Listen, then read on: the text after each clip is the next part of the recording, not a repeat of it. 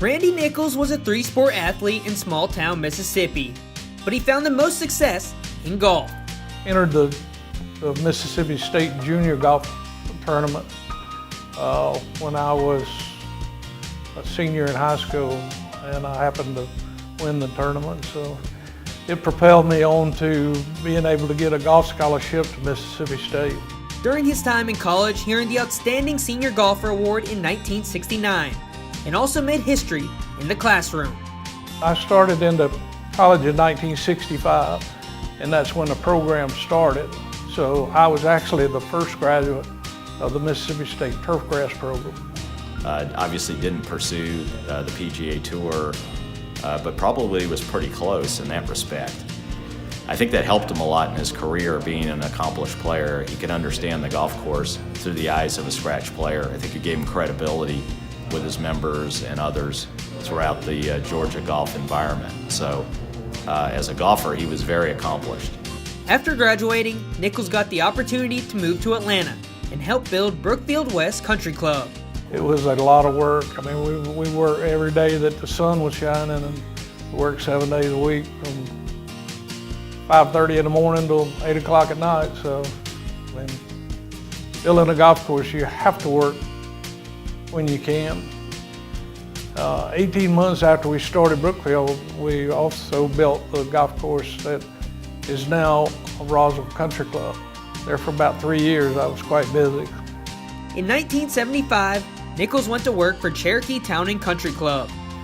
Cherokee was nothing like what it is today. Had a very limited budget. I had 27 holes and only had 7 employees out on the golf course. The equipment was antiquated, but over the years we've made a lot of improvements. You can see what it is today. Tee to green, it was probably the most well-maintained, tight green. Green's perfect, and everything about it was perfect.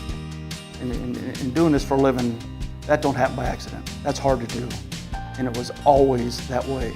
And that's coming from the man, what he installed, his assistants, staff. It all comes, from the top. The level of consistency, and I'll even say perfection, was uncanny. What I think sets him apart from all of that was just his willingness to share everything. I was a very young superintendent, and he would say, Mark, come over if you need to borrow some equipment, because I'm blessed. I have 36 holes, or at the time it was 27. I have extra equipment. I was blown away because I was so young and kind of intimidated by somebody like that, but he treated you as a peer, not as somebody that's, a pup and has to learn and go through the ranks. Nichols spent much of his career giving back to the game. He is the only Georgia superintendent to serve as president of both the Georgia Golf Course Superintendents Association and the Golf Course Superintendents Association of America. From 1993 to 1994, he served as president of the national body during a critical time and restored relationships with many allied groups. The USGA annual meeting was the following week, and it was held in the Grand Ole Opry in Nashville, Tennessee. And when I got there, a friend of mine that I knew said that the president of the USGA wanted to meet me. So his name was Stuart Block, and I don't know, but he was about 6'8", and we walked down the hallway and we met him, and he, when I shook his hand, he reached over and put his nose about 3 inches from my nose and said, "Our relationship stinks." And I said, "Yes, sir, I realize that, and that's the reason I'm here. We're going to resolve our problems."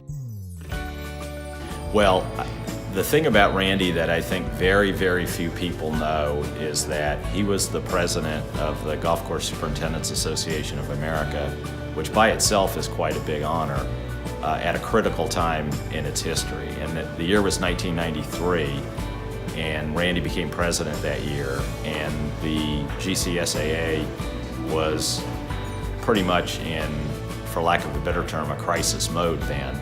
And he really righted the ship. He brought in a whole new senior leadership team, which included myself as Chief Executive Officer, and really restored order to the GCSAA. And that's something I think very few people know about him.